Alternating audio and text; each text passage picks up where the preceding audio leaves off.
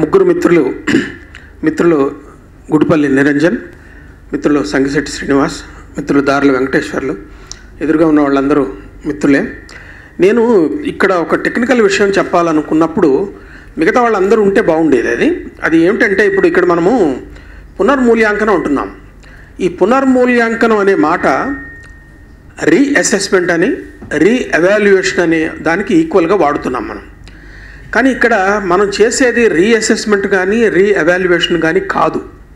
మనం చేస్తున్నది ఏంటంటే, it's a kind of counter evaluation and counter assessment. అది దానికి పునర్ అనే మాట వాడటం సరైనది కాదేమో అని నేను అనుకుంటున్నాను. దీనికి కారణం ఏంటంటే, మొట్టమొదటిసారి జాంబ పురాణాన్ని గురించి ఇంగ్లీష్లో వ్యాసం రాయాలనుకున్నప్పుడు, అట్లాగే కుల పురాణాలకు సంబంధించి ఇంగ్లీష్లో వ్యాసం రాయాలనుకున్నప్పుడు అవి ఏం చేస్తున్నాయంటే, ప్రముఖంగా ఉన్నటువంటి అష్టాదశ పురాణాల్లో ఉన్న వాదనలకు కౌంటర్ వాదన వినిపిస్తున్నాయి. అవి అంటే దానికి ప్రతిముఖమైనటువంటి వాదన వినిపిస్తున్నాయి. అంటే నువ్వు ఏ వాల్యూస్నైతే ఈ పురాణాలు ఎస్టాబ్లిష్ చేస్తున్నాయో, ఆ ఎస్టాబ్లిష్ చేస్తున్నటువంటి పురాణాలకు వ్యతిరేకమైన ప్రతిముఖమైనటువంటి వాల్యూస్ని అవి ఎస్టాబ్లిష్ చేస్తున్నాయి. చేసేటప్పుడు దాన్ని నేను ఏమనాలి? అయితే సమాంతరంగా ఒకటే వస్తువు ఉన్నదని చెప్పాలి. ఇప్పుడు ఈ అమ్మాయి చెప్పింది అదేంటంటే, పాలకుల భాష, పాలకుల చరిత్ర వాళ్ళు నిర్మిస్తారు, ప్రజల చరిత్ర ప్రజలు నిర్మిస్తారు, పాలితులు నిర్మిస్తారు.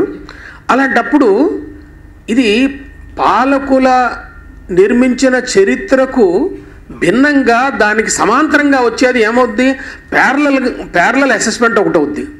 అయితే కౌంటర్ అసెస్మెంట్ అవుద్ది, లేకపోతే ప్యారలల్ అసెస్మెంట్ అవుతుంది. అప్పుడు నేనేం పెట్టానంటే, దానికి ఇంగ్లీష్లో పెట్టిన పేరు ఏంటంటే కాస్ట్ మిత్ ఏ కౌంటర్ నేరేటివ్ సిస్టమ్ అని పెట్టాను దాన్ని. అంటే జాంబ పురాణం కానీ లేకపోతే ఇంకోటి కానీ it's a counter assessment, it's a parallel assessment. అంటే సమాంతర మూల్యాంకనం. ఇక్కడ ఆకర్షణ కాదు కావాల్సిన, అర్థం, ఆలోచన, లేదా ప్రతిముఖ మూల్యాంకనం, లేకపోతే సమాంతర మూల్యాంకనం. ఇది మనం చేసేది ఒక parallel, it's a kind of parallel thinking.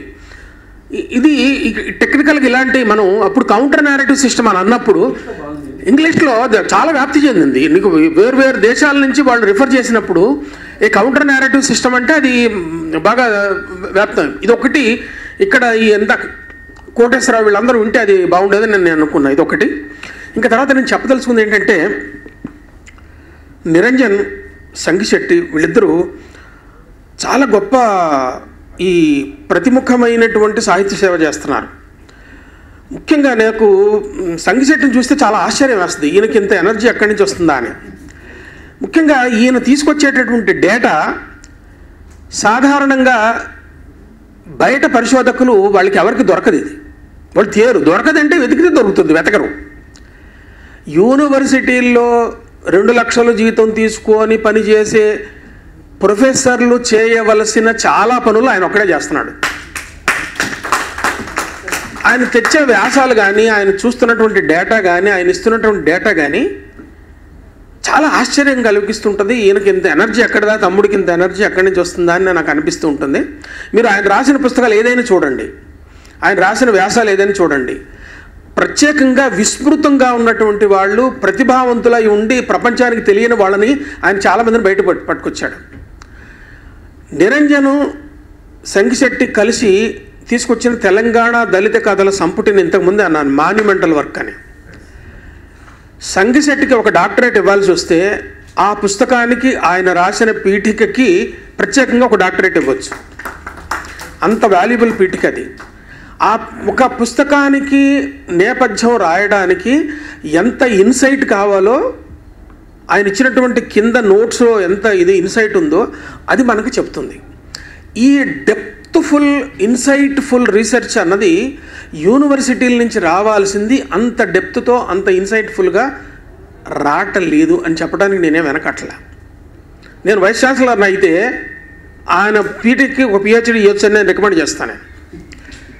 ఇది ఇప్పుడు అదేంటంటే మనం గ్యాప్స్ని ఎక్కడ ఫిలప్ చేయాల్సిన అనుకుంటున్నాం. ఈ ఖాళీల పూరింపు అనేది ఏంటి, నేను ముఖ్యంగా చెప్పదలుచుకుంది ఏంటంటే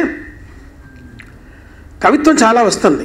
దళిత సమస్యల మీద విపరీతంగా కవిత్వం వస్తాం అన్నది, అందులో దళిత సమస్యను మాత్రమే చెప్పిన కవిత్వం నేను చాలా చూస్తూనే ఉంటాను. కవిత్వం చదవకుండా సంగీతం వినకుండా రోజు గడపని వాళ్ళలో నేను ఒకడిని. నేను 1000 కళ్ళతోటి ఎక్కడెక్కడ ఎవరెవరు రాస్తుంటారని అన్ని కవిత్వం అంతా చూస్తూ ఉంటాను. దళిత ఇష్యూ తోటి రాసే కవితల్లో 90 కవితలు వస్తే 2-3 మంచి కవితలు వస్తుంటాయి. అంటే ఇది కవిత్వం అని చెప్పదగింది 2-3 వస్తుంటాయి. కానీ ఈ రోజున కవిత్వము తర్వాత ఇంకొకటి ఏంటంటే ఎలీట్ కల్చర్లో, అంటే యూనివర్సిటీస్ ప్యారలైజ్లో మీకు ఒక జేఎన్టీయూ తీసుకున్నా కానీ, లేకపోతే ఢిల్లీలో ఉన్న జేఎన్యూ తీసుకున్నా కానీ, సెంట్రల్ యూనివర్సిటీస్లో ఉన్నటువంటి ఎలీట్ ప్రొఫెసర్స్, ఈ ఎలీట్ ప్రొఫెసర్స్కి దళిత్ స్టడీస్ అన్నది ఒక లూక్రేటివ్, బ్యూటిఫుల్ అండ్ ఇంకొకటి ఏం చెప్పాలంటే చాలా వాడు దళిత్ స్టడీస్ మీద, ఒక దళిత్ నేరేటివ్స్ మీద ఒక మంచి థీసిస్ రాశాడంటే he's something else and he's an intellectual. అంటే వాడు ఇంటలెక్చువల్ క్వాలిటీస్ వాడికి రావాలంటే ఇంగ్లీష్లో ఇలాంటి దాన్ని రాస్తే ఇది ఒక ఎలీట్ కైండ్ ఆఫ్ మ్యాటర్ అయిపోయింది, ఎలీట్ మ్యాటర్ అయిపోయింది ఒక రకంగా. కానీ ఈ రోజున ఈ ఖాళీలు నింపడానికి కావాల్సింది ఏంటంటే దళితుల సాంఘిక చరిత్రని రికార్డు చేయాలి. అది ఇంతవరకు కాలేదు. దళితుల సాంఘిక చరిత్ర ఎక్కడెక్కడ ఎంతవరకు రికార్డ్ అయిందంటే మాలపల్లి దగ్గర నుంచి తీసుకొని చేస్తే వాళ్ళు ఎంతవరకు మనం రికార్డు చేయగలిగాం, ఎంతవరకు నవలల్లో కూడా ఎంతవరకు రికార్డ్ అయింది. అయితే మాదిగ కొలుపు నవలలో నేను ఒక ప్రాంతంలో, అంటే చాలా ప్రాంతాల్లో మాదిగలు కొలుపులలో చేసేటటువంటి వాళ్ళ ఆచార వ్యవహారాలు, వాళ్ళ కాంట్రిబ్యూషను, వాళ్ళ నిర్ణయాలు, వాళ్ళు లేకపోతే ఊరు ఎలా స్తంభిస్తుంది, నేను చాలా చోట్ల జరిగినటువంటి సంఘటనలు చాలా చోట్ల జరిగిన వాటిని అందులో రికార్డ్ చేయగలిగాను. అయితే ఆ నవల కొని చదివినటువంటి వాళ్ళు దేశవ్యాప్తంగా చాలా చోట్ల ఉన్నటువంటి తెలుగు వాళ్ళు నాకు ఫోన్ చేసి, సార్ మేము ఈ కులం వాళ్ళమే కానీ ఇవన్నీ ఉన్నాయని మాకు కూడా తెలియదని అన్నారు. అయితే ఖమ్మం పట్టణంలో ఆ పుస్తకం ఆవిష్కరణ జరిగినప్పుడు ఒక ఆయన ఏమన్నాడంటే 70 ఏళ్ల వాడు, మాదిగ కులం ఒక పెద్ద ఉద్యోగి, రిటైర్ అయినటువంటి వాడు, కనకయ్య గారు ఆయన పేరు, కరెక్ట్గా గుర్తులేదు. ఆయన ఒక మాట అన్నాడు, నేను అది PhD సర్టిఫికెట్ లాగా దాచిపెట్టుకుంటాను. నేను అది ఏమన్నాడంటే ఒక 500 సంవత్సరాల తర్వాత మాదిగలు ఎలా ఒకప్పుడు బతికున్నారో తెలుసుకోవాలంటే ఈ నవల చదవాలన్నాడు. నాకు అంతకంటే పెద్ద దానికి ఏం అవసరం లేదు. కానీ నేను ఎందుకంటున్నానంటే మాదిగ వృత్తులు, మాదిగ కులాల్లో ఉన్న ఉపకులాలలో ఉన్నటువంటి వృత్తుల గురించి ఎంతమందికి తెలుసు, ఆ వృత్తులు ఎలా ఉండేవి, ఎలా పనిచేసేవాళ్ళు ఎంతమంది. ఒక కొమ్ములోళ్ళు ఉన్నారు, ఒక సాట వాళ్ళు, మాదిగ జంగాలు ఉన్నారు, కొమ్ములోళ్ళు ఉన్నారు, బైండ్ల వాళ్ళు ఉన్నారు. వాళ్ళు ఏం పని చేస్తారు, వాళ్ళ కల్చర్ ఎట్లా ఉంటుంది, వాళ్ళ ఇంట్లో వాళ్ళు ఒకప్పుడు వృత్తులు ఎట్లా చేసేవాళ్ళు, అసలు చెప్పులు కుట్టే వృత్తి ఎలా చేసేవాళ్ళు, దాని చుట్టూతో వాతావరణం ఎట్లా ఉండేది, గ్రామంతో ఎట్లా సంబంధం ఉండేది, సంక్రాంతి మబ్బులు మాలమాదిగ ఉబ్బులు ఈ సామెత ఎందుకు వచ్చింది ఎంతమందికి తెలుసు. వాళ్ళు లేకపోతే గ్రామం ఎలా స్తంభించిపోతుంది. ఈ వృత్తులకు ఈ సంబంధించినటువంటి దళిత కులాలకు అసలు ఈ దళిత అనే మాట వాడటం కూడా ఎక్కువగా నాకు ఇష్టం ఉండదు. ఎందుకంటే ఒకసారి మూకొమ్మడిగా దళిత అని అన్నామంటే మిగతా కులాల ప్రస్తావన కొమ్ములోళ్ళని, బేగరోళ్ళని, తర్వాత జంగం వాళ్ళని, మాస్టీనోళ్ళని, మాల మాస్టీనోళ్ళని, మాదిగ మాస్టీనోళ్ళని, బొమ్మలాటోళ్ళని, చిందోళ్ళని, ఈ పేర్లన్నీ అందులో కలిపేసి కొట్టేస్తే వాళ్ళందరికీ అన్యాయం జరుగుతుంది. డక్కలోళ్ళని, డక్కలి వాళ్ళు చెప్పేటటువంటి వాళ్ళ జీవిత చరిత్ర గురించి డక్కలి సామాజిక చరిత్రని ఎవరైనా రికార్డు చేశారా? సరే, మన దళిత సాహిత్యం ఇంతని మనం ఇంత చెప్తున్నాం. ఆయన దున్న ఇద్దాస్ దగ్గర నుంచి, జాషువా దగ్గర నుంచి, లేకపోతే ఒక బ్రాహ్మణుడు రాశాడు, అదేంటి మనం ఇటీవల మళ్ళీ తీసుకొచ్చింది, గాంధీ గారి కంటే ముందే దళిత సమస్యను తీసుకొచ్చి రాశాడు ఆయన. నేను కూడా దాన్ని వచనంలో రాశాను, నిరుద్ధ భారతం, నంగిపూడి వెంకట శర్మ గారు. ఎన్ని విషయాలు చెప్పాడండి ఆయన. అయితే ఇప్పుడు కూడా నేను మాస్టర్ని వాళ్ళు నాకు 7-8 సంవత్సరాల వయసులో ఉండగా, నాకు 7-8 సంవత్సరాలు అంటే ఇప్పుడు నాకు 68 సంవత్సరాలు, 67 దాటినాయి. అంటే 60 సంవత్సరాల నాడు మాదిగగూడెం ఎలా ఉండేదో, మాదిగగూడెంలో ఎవరెవరు ఎలా పనిచేస్తారో కళ్ళకు కట్టినట్టుగా నాకు గుర్తుంది. ఈ జ్ఞాపక శక్తితోటి నేను ఆ నవల రాయగలిగాను. మాదిగగూడానికి మాస్టీన్ వాళ్ళు వచ్చేవాళ్ళు. మాస్టీన్ వాళ్ళు వచ్చి గూడెం పెద్ద మాదిగ ఇంట్లో కూర్చొని ఆయన సంగడి పెట్టేవాళ్ళు. మాదిగ మాస్టర్లు వడ్రంగం పనిచేస్తారు. 2 సంవత్సరాల క్రితం నేను ఫీల్డ్ వర్క్ చేస్తుంటే వరంగల్ జిల్లాలో మాస్టర్ని వాళ్ళు వచ్చి ఫర్నిచర్ చేస్తున్నారు గూడెం వాళ్ళకి. గూడెం వాళ్ళకి ఊళ్ళో ఉన్నటువంటి కులాలు ఎలా ఉన్నాయో గూడెంలో ఒక ప్యారలల్ సమాజం ఒకటి ఉంది. దళితులు మాదిగ కాలనీ ఎస్సీ కాలనీ నెట్టేస్తున్నాం. మాదిగగూడెంలో ఎన్ని వృత్తులు చేసేవాళ్ళు ఉన్నారు, ఎన్ని ఉపకులాలు ఉంటాయి, వాళ్ళు ఏమేమి పని చేస్తున్నారు అన్న సంగతి ఇప్పుడు ఉన్నటువంటి యువతరానికి తెలీదు. ఊళ్ళో ఉన్నటువంటి చాకలి, ఊళ్ళో ఉన్నటువంటి మంగలి, ఊళ్ళో ఉన్నటువంటి సాలి ఆయన గూడానికి పోడు. గూడానికి పోయి ఏదైనా పని చేయాల్సి వచ్చినప్పుడు పోయేవాళ్ళు ఎవరంటే వడ్రంగం ఆయన పోయేవాడు. గూడెంలో గుడిసి కట్టాలంటే వడ్రంగం ఆయన పోకుండా గుడిసి కట్టని కుదరదు. మొగరం ఎత్తాలంటే వడ్రంగం ఆయన చేసి ఆయన ఆచారం అక్కడికి పోవాలి. మరి బ్రహ్మంగారి కాలం నుంచి ఉన్నదో అంతకు ముందు నుంచి ఉందో ఎప్పుడుందో నాకు తెలియదు. కానీ ఊళ్ళో ఉన్నటువంటి వృత్తులు ఏ వృత్తి అయినా గూడెం పోయి పనిచేసింది అంటే వాళ్ళు వడ్రంగం వాళ్ళు చేశారు. కానీ మంగళాయన అక్కడికి పోడు, చాకలాయన అక్కడికి పోడు. మరి వాళ్ళు ఆ పనులు ఎట్లా జరిగినాయి? మాదిగలలోనే కొన్ని కుటుంబాల వాళ్ళు మంగళ పని చేసేవాళ్ళు, మాదిగలలోనే కొన్ని కుటుంబ వాళ్ళు చేదనేతను వేసేవాళ్ళు. మీకు ఒక సామెత ఒకటి తెలుసా? సగం సాలనేత సగం మాలనేత అని. మాల వాళ్ళు చాలామంది ఇది నేత పని చేసేవాళ్ళు, కంబళ్ళు నేసేవాళ్ళు. అసలు నిజానికి మొదటి నుంచి కూడా మాలలకి ప్రధాన వృత్తి లేదు. ఇదే వృత్తి మాలల వృత్తి ఏంటంటే ఎవరు చెప్పలేరు. అది వాళ్ళు రకరకాల వృత్తులు చేసేవాళ్ళు. 60 సంవత్సరాల క్రితం మా ఊరికి దగ్గరలో ఉన్న మాలపల్లి నుంచి ఈతాకు చీపుర్లు తయారు చేసుకొని అమ్మటానికి వచ్చేవాడు ఒక అతను.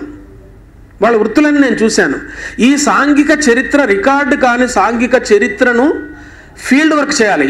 ఏసీ రూమ్లో కూర్చుంటే యూనివర్సిటీలో ఇచ్చినటువంటి రూమ్లో కూర్చొని ఈ పని చేయటం కుదరదు. అందుకే నేను ఇప్పుడు కూడా సంవత్సరానికి కనీసం 4 రోజులు ఫీల్డ్ వర్క్ పోతూ ఉంటాను. నేను మాదిగలు మాలలకు సంబంధించిన వీళ్ళందరికీ సంబంధించిన సాంఘిక చరిత్రను బయటకు తీసుకొస్తే వచ్చే తరాల వాళ్లకు దళిత జీవనం అన్నది ఎట్లా ఉందో తెలుస్తుంది. ఎలీట్ కైండ్ ఆఫ్ స్టడీస్ వల్ల ఉపయోగం ఏం లేదు. కాబట్టి అయితే ఇటీవలి కాలంలో వచ్చిన మార్పులు ఏంటంటే మాదిగల వృత్తి పూర్తిగా నశించిపోయింది. లేదు, చెప్పులు కుట్టే వృత్తి అన్నది లేనే లేదు. ప్రతి మాదిగా ఊరు బయటకు వచ్చి దగ్గరలో ఉన్న పట్టణానికి వచ్చి చెప్పులు కొనుక్కొని పోతూ ఉంటాడు. వాళ్ళు కూడా చెప్పులు కొనుక్కుంటున్నారు. ఎక్కడో 2-3 నల్లగొండ జిల్లాలో ఒక 2-3 కుటుంబాల్లో చెప్పులు కుట్టేవాళ్ళు కనపడ్డారు నాకు. అది తప్ప ఇంకెక్కడ ఆ వృత్తి లేదు. అయితే వాళ్ళు వేరు వృత్తుల్లోకి వెళ్ళిపోయారు. కానీ ఒక డప్పు వృత్తి మాత్రం వాళ్ళకు ఒకటి మిగిలింది. అది ఆ కళా రూపాయలు మిగిల్చుకున్నారు. అట్లాగే చిందోళ్ళు, కొమ్ములోళ్ళు ఎవరేం చేస్తారు? ఇంతమంది చాలామంది తెలుసా? అదే వైద్యం చేస్తారు, వాళ్ళు పశు వైద్యం చేస్తారు. కాబట్టి దళిత సాంఘిక చరిత్రను నిర్మించటం అన్నది ఈరోజు అవసరమైనటువంటి నేపథ్యం. నేను ఇదే విషయాన్ని ఇక్కడ గట్టిగా మీ ముందు చెప్పాలని అనుకుంటున్నాను. తర్వాత పునర్మూల్యాంకనం అన్నది ఈ మాట కూడా, ఈ రీఅసెస్మెంట్ అన్నది ఇది అటు నుంచి వచ్చిన మాట, మనం నిర్మించింది కాదు. ఇది ఈ రీఅసెస్మెంట్ అన్నది, రీఅవాల్యుయేషన్ అన్నది అది ఎలిట్ క్లాస్ నుంచి మనకు వచ్చింది. మనం చేసేది కౌంటర్ అసెస్మెంట్ అంతే. మనం చేసేది counter narrative system, counter narration, counter theories. What we are proposing are all counter theories. మనం ప్రతిముఖమైనటువంటి సిద్ధాంతాలను ప్రవేశపెడుతున్నాం. ఈ రోజున అతను కోయి కోటేశ్వరరావు దళిత, ఆయన ఏమంటున్నాడంటే మనకు ఒక కావ్యశాస్త్రం ఒకటి ఉంది, అలంకార శాస్త్రం ఒకటి ఉంది. దళితులకు వారిదైనటువంటి వాళ్ళకి అలంకార శాస్త్రం, కావ్యశాస్త్రం కావాలని ఆయన వాదిస్తుంటాడు. సరైన వాదన అది. కాబట్టి ఇంకా వేరు విషయాలు, చాలా విషయాలు మనం ఇది అన్యాయం ఎక్కువసేపు మాట్లాడకూడదు. చాలామంది మాట్లాడే వాళ్ళు ఉన్నారు. కాబట్టి నేను మళ్ళీ ఒకసారి నిరంజన్ని, సంగిశెట్టి మిత్రుడిని అభినందిస్తున్నాను. మీ కృషి ఇట్లాగే కొనసాగుతూ ఉండాలి. నేను క్షేత్ర పరిశోధనకు వెళ్ళినప్పుడల్లా కూడా, నేను ఇప్పుడు మా ఊరు వెళ్ళినా కానీ ముందు గూడానికి పోయేస్తాను. పోయి ఎవరెవరు ఉన్నారు, నేను రాసిన మాదిగ కొలుపు నవలలో రాసిన మాదిగ అనమన్న సజీవమైన పాత్ర, అందులో పాత్రలన్నీ సజీవమైనవి. వాళ్ళ మనవడు హైదరాబాదులో ఒక ఫంక్షన్ హాల్లో వాచ్మెన్గా పనిచేస్తున్నాడు. అతను వాళ్ళ ఊరు పోయినప్పుడు ఫలానా పుస్తకం వచ్చిందని చెప్పి అతను చదివి నా నెంబర్ మా ఊళ్ళో తీసుకొని నాతో మాట్లాడి నన్ను కలిసి వాడు ఏదో ఎంత కృతజ్ఞత ఎలా చెప్పాలో తెలియని పరిస్థితిలో ఉన్నాడు. నేను వాటేసుకొని అది కాదు నాన్న, నువ్వు అది కాదు, నేను చేయాల్సిన పని నేను చేశాను, ఇంకా చేయాల్సినవి చాలా ఉన్నాయని మాట్లాడుకున్నాము. ఈ రోజున కావాల్సింది సార్ ఒక మాట నేను మర్చిపోతున్నాను. అదేంటంటే చదువుకున్నోళ్ళు రాస్తున్నటువంటి దళిత సాహిత్యము 1% అయితే మౌఖిక రూపంలో ఉన్న దళిత ఉపకులాల దగ్గర ఉన్న కొమ్ములోళ్ళ దగ్గర, చిందోళ్ళ దగ్గర, డక్కలి వాళ్ళ దగ్గర, మాస్టీన్ వాళ్ళ దగ్గర, సంగడి వాళ్ళ దగ్గర, వీళ్ళ దగ్గర ఉన్నటువంటి మౌఖిక సాహిత్యము, వాళ్ళ ఇతిహాసాలు 100 రెట్లు పెద్దవి. వీటిని ఒక్క జాంబపురాణం సేకరిస్తే కాలే. అదే జాంబపురాణం చెప్పే డక్కలి వాళ్ళు ఇంకా చాలా కథలు చెప్తారు, చిందు వాళ్ళు చాలా కథలు చెప్తారు. మనం ఎన్ని సేకరించాం, ఎన్ని అచ్చు వేసాం? ఒకటి జాంబపురాణం ఒకటే తిరుమలరావు గారు చేసింది. తర్వాత ఇందాక మీరు చెప్పారు బిట్టు వెంకటేశ్వర్లు నేను చేసింది, నేను ఒక 2 వెర్షన్స్ తెచ్చాను, మిగతా వాళ్ళు తెచ్చారు. అచ్చు కాని బోల్డని ఉన్నాయండి. వాటిని సేకరిద్దాం. వాటిని సేకరిస్తే వచ్చింది కాబట్టి అది మనం గమనించాలి అని చెప్పి నేను ఓరల్ పోయిటరీ మాదిగలకు సంబంధించినది చాలా ఎక్కువగా ఉంది. వాటిని సేకరించే పని చేద్దాం. ఈ గ్యాప్ని నులక సందేహాలు చెప్పేటటువంటిది, ఈ గ్యాప్ని పూరించడం అంటే ఇది అని చెప్పి మళ్ళీ ఒకసారి మనం చేస్తున్నాను. తర్వాత ఇది what we are doing is a counter narrative system and ఈ counter ideology actually. Thank you very much.